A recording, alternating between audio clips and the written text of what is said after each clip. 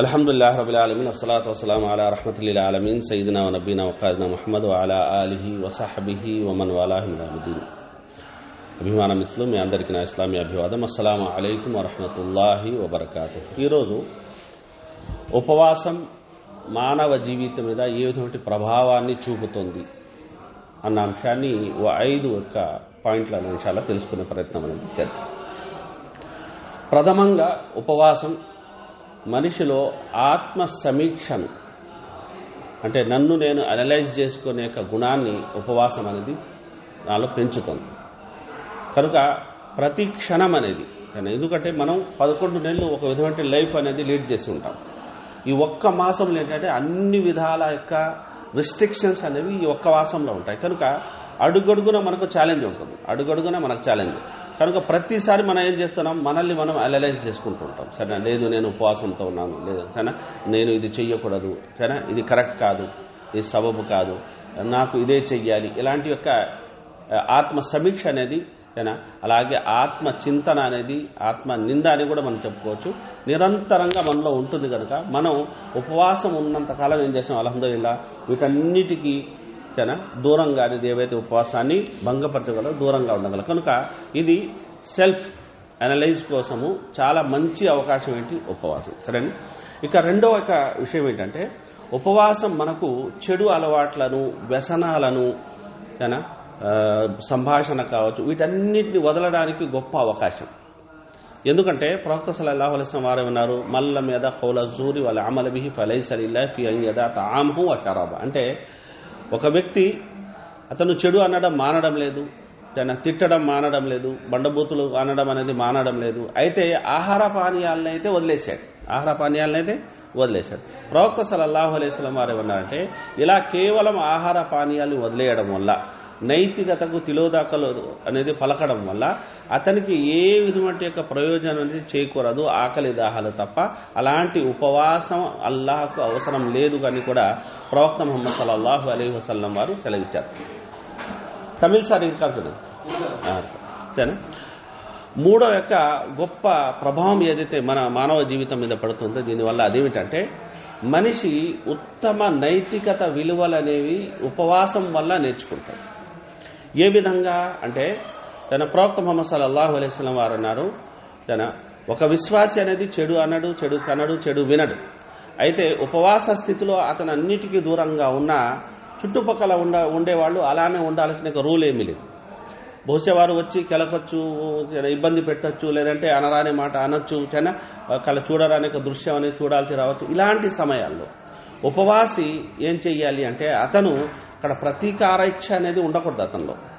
అంటే అతను అలా చేశాడు, చెడు చేశాడు కదా, నేను చెడు చేద్దాం ప్రతిగా అనే ఆలోచన ఉండకూడదు. అతను ఏం చేయాలి, ఇన్ని సాయం. ఒకవేళ ఎవరైనా గొడవ పడడానికి వచ్చినా, మీదికి వచ్చినా, కానీ ఏం చేయాలి, ఇన్ని సాయం, నేను ఉపవాసంతో ఉన్నాను అయ్యా, నీతో గొడవ పడేంత, నీతో తగాదాకి దిగేంత తీరిక సమయం నా దగ్గర లేదు అని మనం చెప్పడం వల్ల ఏమవుతుందంటే, గొప్ప నైతికత అనేది మనం నేర్చుకున్న వాళ్ళం అవుతాం. ఇది దేనివల్ల అవుతుంది, ఉపవాసం వల్ల ముఖ్యంగా మనకు ఇది వీలవుతుంది. ఇక 4వ అంశాన్ని మనం తీసుకున్నట్లయితే, ఉపవాసం మనం ఎప్పుడైతే ఆకలి దాహాల్ని భరిస్తామో అప్పుడు ఏం జరుగుతుంది, ఖచ్చితంగా సమాజంలో ఉన్న బడుగు బలహీన ప్రజలు ఎవరైతే ఉన్నారో, నిరుపేదలు ఎవరైతే ఉన్నారో, లేదా అనాథలు ఎవరైతే వితంతువులు, వికలాంగులు ఎవరైతే ఉన్నారో, వాళ్ళ గురించి కనీసం ఏదో ఒక సమయంలో మనకనేది ఆలోచన వస్తుంది. అరే, మనకు ఒక పూట భోజనం మనం వదిలేసిన ఇలా మనం అనేది కాస్త ఇబ్బంది పడుతున్నామే, మరి ఏడాది పాటు ముప్పూట్ల భోజనానికి నోచుకొని ప్రజలు ఎంతమంది ఉంటారు.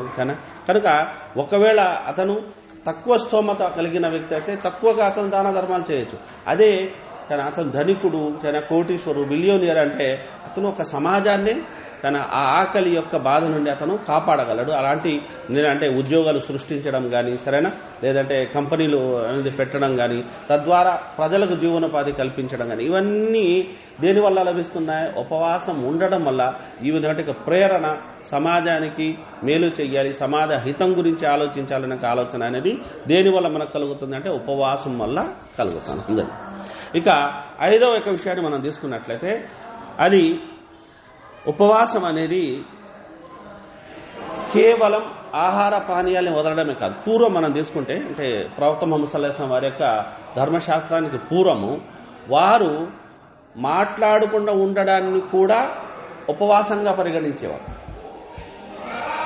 కనుక మరియం అలైహిస్సలాం గారి గురించి, మన ఈసా అలైహిస్సలాం గారి తల్లి గారు ఉన్నారు కదా, మరియం అలైహిస్సలాం గారి గురించి మనం తీసుకున్నట్లయితే లన్ ఉకల్లిమల్ యౌమ ఇన్సియ్యా, ఈరోజు నేను కరుణామయుని కోసం ఉపవాసం ఉన్నాను, ఏ మానవ మాతృతో ఈరోజు నేను సంభాషించను, మాట్లాడున్నాను.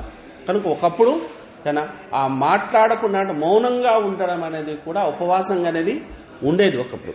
అంటే ఇక్కడ మనకు ఏం అర్థమవుతుంది అంటే నోరు మంచిదైతే ఊరు మంచిది అవుతుంది అంటారు కదా, నోరు మంచిదైతే ఊరు మంచిది. కనుక ఆ మంచి అవకాశం ఉపవాసం మనకి ఇస్తుంది. ఎందుకు? మన నోటిని మనం అదుపులో పెట్టుకోగలము, అలాగే మాటను మనం అదుపులో పెట్టుకోగలము. అలాగే ఎక్కడ మనం మౌనం వహించాలి. ఎందుకంటే మాట్లాడడం వెండి అయితే మౌనం బంగారం అన్నారు. మాట్లాడడం వెండి అయితే మౌనం ఏంటి?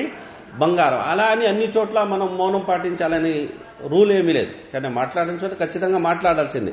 కనుక ప్రవక్త సల్లల్లాహు అలైహి వసల్లం వారి యొక్క మంచి యొక్క హితం ఉంది. అదేమిటంటే మన్ సమత నజ, మన్ సమత నజ, ఎవరైతే మౌనాన్ని ఆశ్రయించాడో అతను మోక్షం పొందాడు. నిజంగా అనేక పరిస్థితులు సమాజంలో చోటు, రాజకీయ పరిణామాలు కావచ్చు, లేదంటే ప్రాంతీయ పరిణామాలు కావచ్చు, మన కుటుంబంలో కొన్ని పరిస్థితులు కావచ్చు, ఎక్కువ సమయాల్లో గొడవలు అవ్వడానికి కానీ, వివాదానికి దారి తీయడానికి కానీ, లేదంటే ఇతర సమస్యలు రావడానికి కారణం ఏంటంటే మనం నోరు పారేసుకోవడం. అలాంటి నాజూకు సమయంలో నోరు పారేసుకుంటాం. అలా మన నోరు పారేసుకోవడం ఏమవుతుందంటే ఆ సమయంలో చట్టం మనకు చుట్టమై ఉన్నా తర్వాత పరిస్థితులు అలానే ఉండవు, మారుతాయి. ఆ మారినప్పుడు ఇంకా దరువు మామూలుగా అనేది ఉండదు. ప్రభుత్వ పరంగా కూడా జరుగుతుంది, అది మనకు ప్రాంతీయ పరంగా జరుగుతుంది, అదేవిధంగా మన కుటుంబ పరంగా కూడా కొన్ని సందర్భాల్లో ఈ అనుభవం అనేది అవుతుంది. కనుక ఇది మాటను అంటే మన నోటిని అదుపులో ఉంచుకోవడానికి అనేది ఉపవాసం చాలా అద్భుతంగా అనేది మనకు పనిచేస్తుంది. కనుక ప్రవక్త సల్లల్లాహు అలైహి వసల్లం వారు ఒక సమయంలో చెప్పిన మాట ఏంటంటే, వీరందరూ నరకములో వెళ్లి పడ్డారు, వీరు అలా పడడానికి కారణం వీరి నాలుక కోసిన కోతలే అన్నారు. సరే, మరి సహాబా ఆశ్చర్యపోయారు, ఏమిటి మనిషి మాట ద్వారా కూడా నరకానికి వెళ్తారా అంటే. కనుక గమనించాల్సిన మనిషి నాలుక అది నాకమైన అవుతుంది, నరకమైన అవుతుంది. నాకం అంటే స్వర్గం. ఆ మాట మనని స్వర్గాన్నైనా తీసుకెళ్తుంది, లేదా నరకానికైనా అది కొనిపోతుంది. కనుక ప్రవక్త సల్లల్లాహు అలైహి వసల్లం వారే ఉన్నారు, ఒక వ్యక్తి మంచి సత్యం పలుకుతూనే ఉంటాడు, చివరికి అల్లాహ్ సుబ్హానహు వ తఆలా సత్యవంతుల జాబితాలో అతని పేరు నమోదు చేసి. మరో వ్యక్తి అబద్ధం ఆడుతుంటాడు, అసత్యం ఆడుతాడు, అతను అబద్ధం మీదే అలానే బతుకుతుంటారు, చివరికి అల్లాహ్ సుబ్హానహు వ తఆలా అబద్ధీకుల అసత్యవాదుల జాబితాలో అతని పేరు నమోదు చేసేస్తాడు.